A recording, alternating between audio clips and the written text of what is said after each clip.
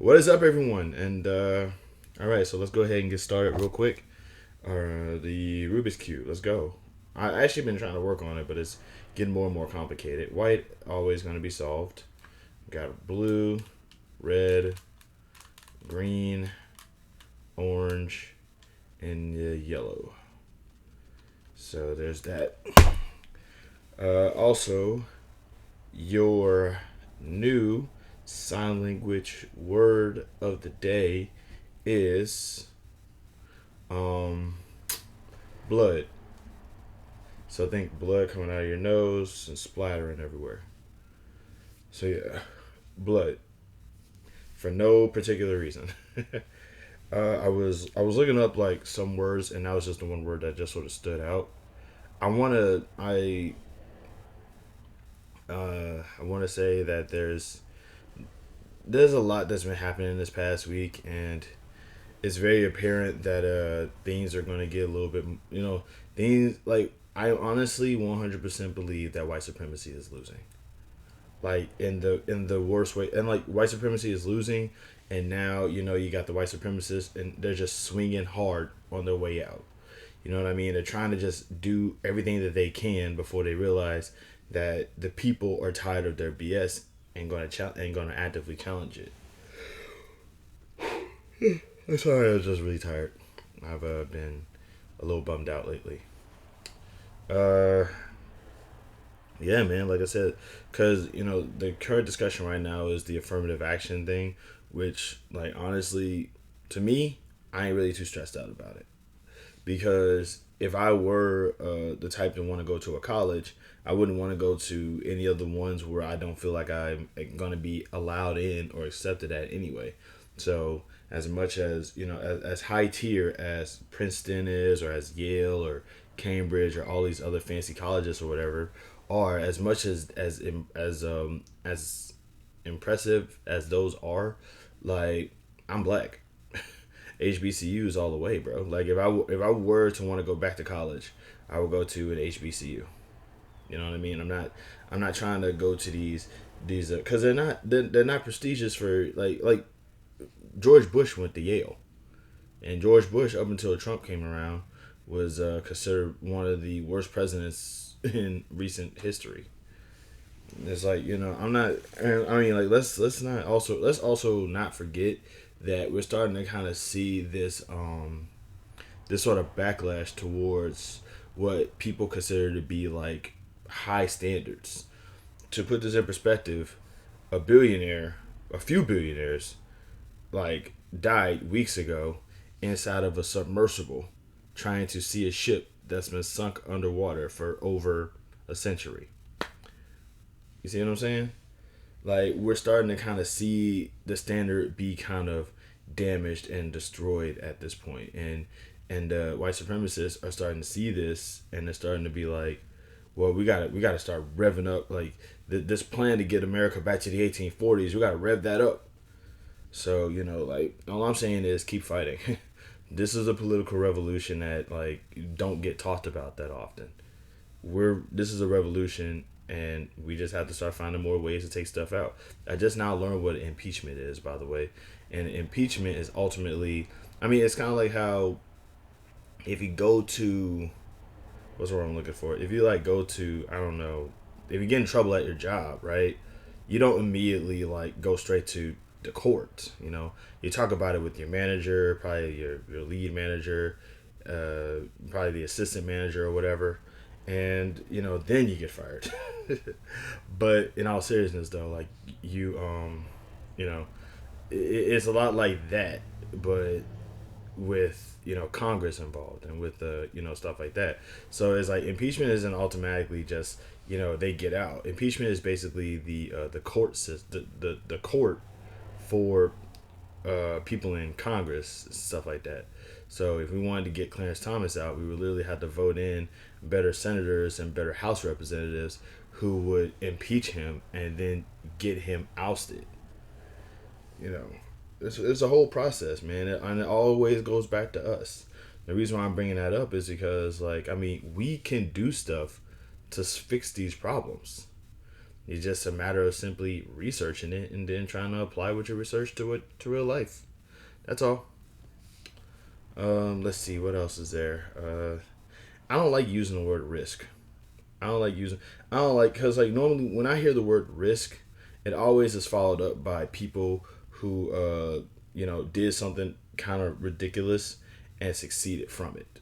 So I don't really like using the word like when I do something ridiculous, like probably what I'm planning to do in a week. You know, I'm not. I'm doing something ridiculous, and I don't know how the result is going to turn out. So like rather than say I'm taking a big risk towards towards this big move I'm doing, this big move I'm planning on doing, you know what I'm saying? Instead of saying that, I'm simply saying, I hope this I want this thing to work out. I really do. Also, I have fat guy hands and I hate it so much.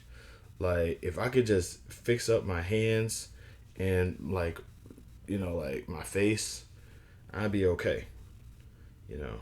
But hey, we'll make it work. We'll make it do what it do.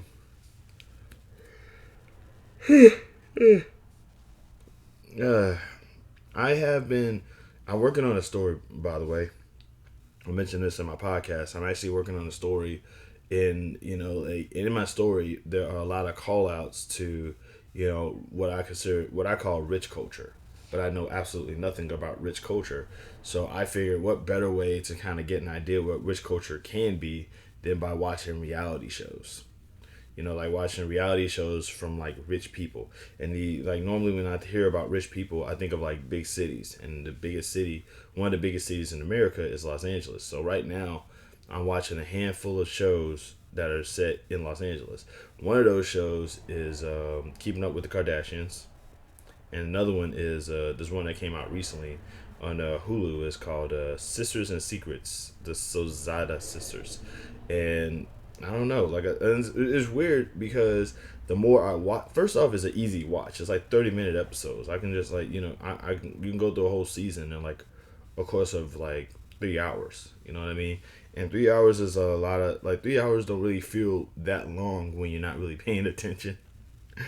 I mean, like I'm watching the original series on Peacock, so I'm kind of trying to because like I said, I kind of want to incorporate the little niches. Like I'm not trying to write in these people because I have nothing against the Kardashians. I have nothing against the Cesadas, and the people that I'm putting into my story are like the negative stereotypes of that way of living.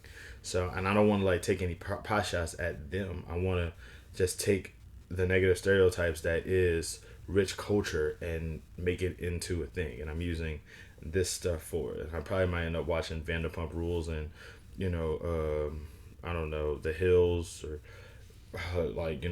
Housewives of Beverly Hills or whatever, just to kind of like get an idea, kind of like get an idea of what it means to be rich, and just sort of like do my own little personal spin on it. You know what I mean? So that's happening, and that's happening, and that's kind of what I'm doing for the sake of research. And the sad part is like the more I'm watching these shows, the more like the more human they're starting to become. Because it's not like because I don't think they themselves are terrible people. I just think that they're like a little out of touch with how life is. And I wanted to actually bring this up in my submersible video, but like they're out of touch because they're like the gap between rich people and everybody else is so wide that there's a difference in culture here. Like I feel like every billionaire, every rich person needs a poor friend. Like I will always go back on this. I think I mentioned this before in probably like one of my old videos or even like one of my old daily vlogs that I did on Instagram before I stopped doing those. But yeah, I 100% believe that like rich people need like a poor friend, because I can assure you, because like and I'm not saying this as a dig to rich people, even though I love ripping on rich people, but it's like a lot of us, we're smarter than rich people are. Like rich people, I'm not saying that to say that rich people are dumb, but like how many billionaires do you know would have been in that submersible trip, and how many poor people do you know would have been on that submersible trip? to put this in perspective, and our common response is going to be, well, I mean, you can't even afford it, so whatever. And it's like going, yeah, but even if we could afford it, do you really think we would do that? It's like, come on, man. Just like, no. It's like, I understand that, like, I feel like being rich kind of just make, like, being rich and being able to have being able to have the power to do whatever you want kind of blindsides you a little bit to certain things, that's just like, that would be obvious for people like me or people like in my class, in my class or whatever. So I just feel like, in hopes to save yourself or save the community of rich people, because let's face it, they're like, I'm convinced that, like, I'm convinced that a lot of these people are dumb, like really dumb, and they need poor people to help smarten them up. You know what I'm saying? And also it's also a little bit of an equivalent exchange here. Poor people get a chance to sort of enjoy the rich life, and rich people literally get their lives saved from not making stupid decisions because their poor homie is going to be like, "Do you really need to do that though?" Just saying. I call it the I don't know, the Jiminy Cricket syndrome. Whereas, like, just give these people who believe that they're real boys and girls a conscience. And also, like I said, it bridges the gap, man. Because, as much as the government wants to kill us poor people, we're not gonna die out. And, but who are gonna die out? People who think that going into $1 billion submersible is a good idea. I didn't know where else I was going with this, but I'm gonna end it here. Y'all have a good one. Be safe, and here's to nothing seriously bad happening to me next week. Love and peace.